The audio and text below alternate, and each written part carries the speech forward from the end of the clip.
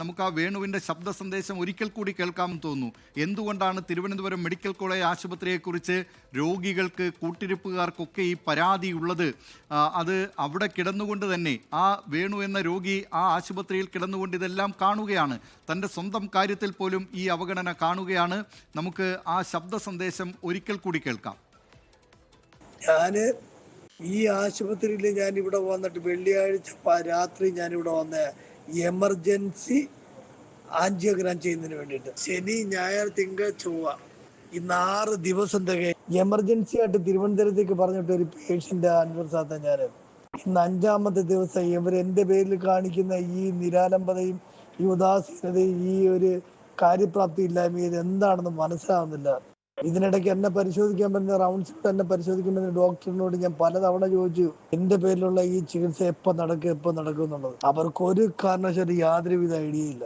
തിരുവനന്തപുരം എന്നുള്ള ഒരു നാട്ടിൽ സാധാരണ ഒരു കുടുംബത്തിൽപ്പെട്ട 2 പേര് അവിടെ നിൽക്കണമെങ്കിൽ ഒരു ദിവസം പ്രതിദിനം എത്ര രൂപ ചെലവാകുമെന്ന് അൻവർ സാദിന് അറിയാം. സാധാരണക്കാരുടെ ഏറ്റവും വലിയ ആശ്രയമായിരിക്കേണ്ട ഈ സർക്കാർ ആതുരാലയം വെറും വിഴുപ്പുകെട്ടുകളുടെ അല്ലെങ്കിൽ ശാപങ്ങളുടെ പർദീസയെ മാറിക്കൊണ്ടിരിക്കുക. ഓരോ ജീവന്റെയും ശാപം നിറഞ്ഞിരിക്കുന്ന ഒരു ഭൂമി, ഒരു നരക ഭൂമി തന്നെ വേണം ഈ തിരുവനന്തപുരം മെഡിക്കൽ കോളേജിനെ കുറിച്ച് പറയുന്നത്.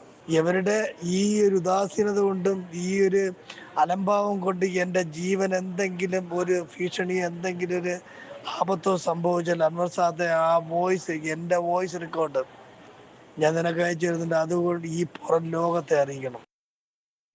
ഇപ്പോൾ 24ൻ്റെ പ്രതിനിധി അരുൺരാജ് പന്മനയിലുള്ള വേണുവിൻ്റെ വീട്ടിലുണ്ട്. അരുൺരാജ്, എന്താണ് അവിടെ ബന്ധുക്കൾക്കും വീട്ടുകാർക്കുമൊക്കെ പറയാനുള്ളത്? വളരെ ദാരുണമായ സംഭവമാണ്, ദുഃഖം നിറഞ്ഞ അന്തരീക്ഷമാണ്. ആ വേർപാട് വീട്ടുകാർക്ക് താങ്ങാൻ കഴിയുന്നതല്ല. എങ്കിലും ഈ ഒരു ക്രൂരത എന്ന് തന്നെ വിശേഷിപ്പിക്കാവുന്ന ഈ സംഭവത്തിൽ എന്താണ് പറയാനുള്ളത്? ദിലീപ് കുമാർ, ഇപ്പോൾ ഈ വീട്ടിലെത്തുമ്പോൾ അത് വളരെ വേദനാജനക സംഭവമാണ്. കാരണം ഇവിടേക്ക് എത്തുന്ന ഓരോ ബന്ധുക്കളും നിറകണ്ണീരോടെയാണ് എത്തുന്നത്. കാരണം ഒരിക്കലും അവർ ആരും പ്രതീക്ഷിച്ചതല്ല. ഇപ്പോൾ ഈ ആശുപത്രിയിൽ ഇന്നലെ അടക്കം വേണുവിനൊപ്പം ഉണ്ടായിരുന്ന വേണുവിന്റെ സഹോദരൻ കൂടി ചേരുന്നുണ്ട്. എന്താണ് ഇന്നലെ അടക്കം സംഭവിച്ചത്? ഇന്നലെ സംഭവിച്ചതെന്ന് വെച്ചാൽ, ഇന്നലെ അവൻ 12 മണിക്കാണ് ഈ ശബ്ദ സന്ദേശം പുറത്തു വിട്ടത്. അവൻ്റെ ഒരു കൂട്ടുകാരനെ വിട്ടതാണ്. അവൻ അനുഭവിച്ച വേദനകൾ തിങ്ങി നിറഞ്ഞുകൊണ്ട് വിതുമ്പിക്കൊണ്ടാണ് അവൻ അത് പറയുന്നത്. ആശുപത്രിയിൽ നിന്ന് ചികിത്സ ലഭിച്ചിരുന്നോ? കാരണം ചികിത്സ ലഭിച്ചിരുന്നില്ല, ഇഞ്ചക്ഷൻ അടക്കം നൽകിയിരുന്നു എന്നുള്ളതാണ്. ഇഞ്ചക്ഷൻ ഇരുന്നില്ല. പ്രാഥമിക ആരോഗ്യ കേന്ദ്രത്തിൽ നിന്ന് കൊല്ലത്തേക്ക് റെഫർ ചെയ്തതാണ്. കൊല്ലത്തിൽ നിന്ന് എമർജൻസി ആയിട്ട് ആൻജിയോഗ്രാം ചെയ്യണമെന്നും പറഞ്ഞ് തിരുവനന്തപുരത്തേക്ക് വിട്ടതാണ്. അന്നേരം തന്നെ അവരെ വാർഡിൽ കിടത്തുകയല്ല, വേറെ ഒരു സാധനങ്ങളും ചെയ്തിട്ടില്ല. ഒരു ഡോക്ടർ പോലും തിരിഞ്ഞു. ജൂനിയർ ഡോക്ടറാണ് നോക്കിയെന്ന പിന്നെ ഞങ്ങളുടെ ചേട്ടത്തി പറയുന്നത്. അദ്ദേഹത്തിന്റെ വൈഫ് പറയുന്നത് ഇഞ്ചക്ഷൻ നിർദ്ദേശം നൽകി. അത് നിങ്ങളുടെ തന്നെ ബോധ്യപ്പെടുത്തിയിരുന്നോ? ഇഞ്ചക്ഷൻ നൽകിയതിനാൽ ഇപ്പോഴേ ആൻജിയോഗ്രാം ചെയ്യാൻ കഴിയില്ലെന്ന് പറഞ്ഞിരുന്നു. അത് അങ്ങനെ പറഞ്ഞിട്ടുണ്ട്. അതിന് വൈഫിന്റെ അടുത്ത് ചോദിക്കണം. വൈഫാണ് കൂടെ നിൽക്കുന്നത്. ഒന്നും നിങ്ങളുടെ അടുത്ത് പറഞ്ഞില്ല? ഇല്ല, ഇന്നലെ ഒന്നും ഞങ്ങളുടെ അടുത്തൊന്നും പറഞ്ഞില്ല. നിങ്ങൾ അവിടേക്ക് പോകുന്നത് ഇത് ശബ്ദ സന്ദേശം കഴിഞ്ഞപ്പോൾ അവന് വൈകുന്നേരം ആയപ്പോൾ ഒരു ദേഹാശ്വാസം പോലെ വന്ന് അങ്ങനെ അവൻ കുഴഞ്ഞു നിന്നപ്പോൾ അന്നേരമാണ് അവർ ഐസിയു കയറ്റുന്നത്. ഐസിയുലും എടുത്തില്ല അവർ, വാർഡിലിട്ട് നോക്കിക്കൊണ്ടിരുന്നത്. എന്നിട്ട് അവനൊരു തലവേദനയെന്ന് പറഞ്ഞിട്ട് പോലും അവർ ഇങ്ങനെ ചെയ്യുന്നവർക്ക്, ആന്റിഗ്രാം ചെയ്യുന്നവർക്ക് തലവേദനയ്ക്ക് മരുന്നില്ലെന്നാണ് അവർ പറയുന്നത്. ആശുപത്രിയിലടക്കം പരിശോധന നടത്തിയ റിസൾട്ട് അടക്കം കാണിച്ചിട്ടും യാതൊരു നടപടിയും ഉണ്ടായിട്ടില്ല. പ്രാഥമിക ആരോഗ്യ കേന്ദ്രത്തിൽ നിന്ന് നിങ്ങളോട് പറഞ്ഞു എമർജൻസി ആയി കൊണ്ടുപോകാൻ പറഞ്ഞു. എമർജൻസി ആയിട്ട് കൊല്ലത്ത് കൊണ്ടുപോകാൻ പറഞ്ഞു. കൊല്ലത്ത് നിന്നാണ് എമർജൻസി ആയിട്ട് ആംബുലൻസിനകത്താണ് ഈ രോഗിയെ തിരുവനന്തപുരത്ത് എത്തിക്കുന്നത്. അവിടെ ചെന്നപ്പോൾ മതിയായ ചികിത്സ ലഭിച്ചില്ല എന്ന പരാതി ആശുപത്രി അറിയിച്ചിരുന്നു നിങ്ങൾ തിരുവനന്തപുരത്ത് ഇന്നലെ?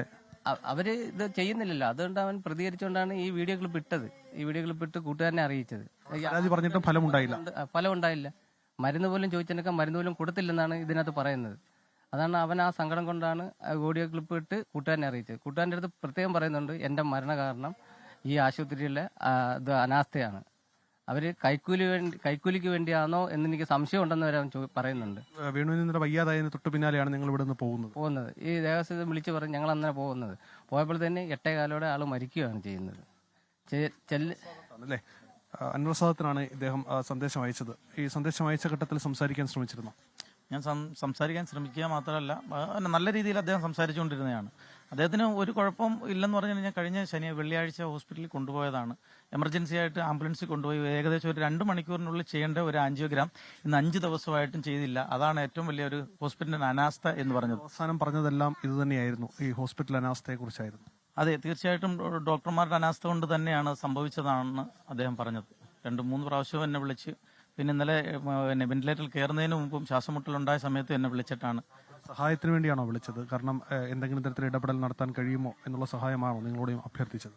അത് സഹായത്തിന്റെ ആവശ്യമില്ലായിരുന്നു. കാര്യം ഇന്നലെ ആൻജിയോഗ്രാം ചെയ്യാമെന്ന് പറഞ്ഞത് ഡോക്ടർ പറഞ്ഞതുകൊണ്ടായിരുന്നു ഇന്നലെ തന്നെ. അല്ലെങ്കിൽ ഇന്ന് നമുക്ക് എന്തെങ്കിലും സഹായം ചെയ്ത് ഇന്ന് ചെയ്യാമെന്ന് ഉള്ള ഉദ്ദേശത്തിലായിരുന്നു നമ്മൾ ഇരുന്നത്.